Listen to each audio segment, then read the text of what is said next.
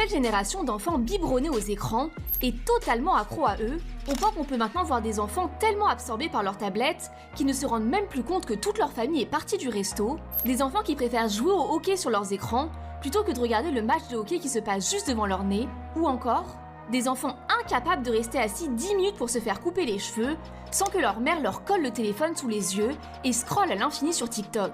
Une véritable armée de mini-zombies qui pètent un câble dès qu'on leur enlève leurs écrans, mais le pire, c'est que ça ne s'arrête pas là. Puisqu'en passant en moyenne plus de 6 heures devant un écran, et généralement avec plus d'un écran devant eux, les conséquences sur leur développement sont inquiétantes.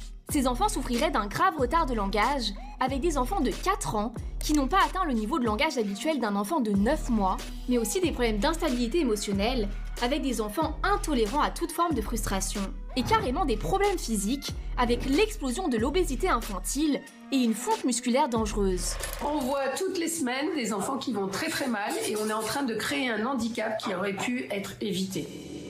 Pourtant, malgré qu'une tonne d'experts alertent de leur danger, que des centaines d'enseignants prennent la parole pour exprimer leurs inquiétudes, on assiste à des parents fiers d'offrir à leurs enfants de 1 an un iPad pour Noël.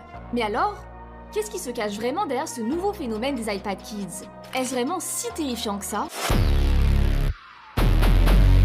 Si nos bambins passent leur temps collés à leurs écrans, il est naturel de se demander qu'est-ce qu'ils regardent. Probablement un cheval rose aux cheveux arc-en-ciel qui galope dans le ciel, ou encore des petits chats trop mignons qui jouent ensemble à la baballe. Qu'est-ce qu'on peut être naïf? Derrière ces apparences mignonnes et inoffensives, le contenu pour enfants peut être un véritable cauchemar. Il y a quelques années, le Elsa Gate a fait un scandale. Il s'agissait de vidéos YouTube ultra populaires mettant en scène des personnages comme Elsa de la Reine des Neiges ou Spider-Man. Des sortes de sketchs qui donnaient l'impression d'être adaptés aux enfants. Pourtant, la réalité était bien différente puisqu'ils utilisaient en fait ces vidéos pour montrer des actions perverses ou complètement dégénérées aux petits. On pouvait notamment voir les personnages en train de chier, s'embrasser ou montrant à quel point c'était terrifiant d'aller chez le médecin pour une piqûre. Selon le professeur Michael Rich, l'un des dangers de ces vidéos est de convoyer un sentiment de trahison à l'égard des enfants car ils pensaient connaître ces personnages et pouvoir leur faire confiance. Et bien que la plupart de ces vidéos aient été supprimées après le scandale, le phénomène existe toujours, avec un nombre alarmant de rapports démontrant que beaucoup d'enfants de 2 ans ont été exposés à du contenu dangereux sur YouTube. Et notamment, avec des fausses vidéos de licences connues comme Peppa Pig. On the left of the screen, there's the real episode of Peppa Pig, when Peppa goes to the dentist, and on the right, that fake that you're talking about, fear, torturous appearance. Mais aussi avec des vidéos qui utilisent les jeux préférés des enfants, comme Roblox, pour les attirer et leur raconter des histoires dignes des pires telenovelas. Comme par exemple la vidéo « J'ai engagé un petit ami pour rendre mes copines jalouses » ou encore « Tous les élèves veulent flirter avec moi parce que je suis si belle ». Pire encore, une enquête menée par The Next Web a même épinglé YouTube Kids, une version de l'application lancée en 2015 où les enfants sont censés pouvoir naviguer en toute sécurité parce qu'elle serait truffée de vidéos qui expliquent aux enfants comment se trancher correctement les veines, qui font l'apologie de meurtres dans les écoles ou encore du trafic d'êtres humains.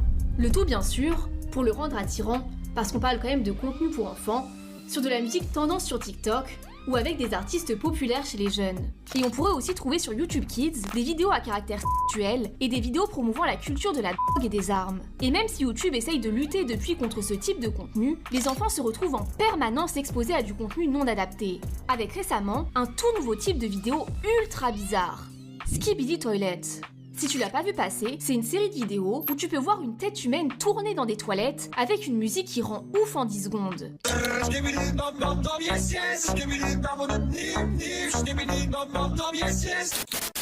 Et où tu peux voir ces personnages livrer de véritables guerres et devenir de plus en plus gigantesques et puissants au point de détruire des villes. Un contenu assez violent pour les enfants, mais dont ils sont totalement fans. Au point qu'on a pu voir un tas de parents s'inquiéter sur TikTok en montrant leurs enfants en train de se cacher dans des bacs à linge et se mettant à chanter la chanson en boucle.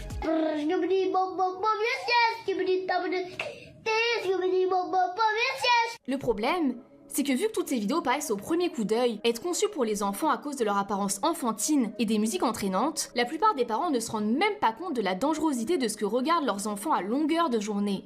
Et le pire, c'est que même si on est plus attentif à ce qu'ils consomment, même les vidéos qui ne véhiculent pas de messages inadaptés peuvent se révéler dangereuses. C'est par exemple le cas de la chaîne ultra populaire chez les petits, CoComelon, qui cumule plus d'1 million d'abonnés en France et qui utilise des méthodes bien particulières pour qu'ils soient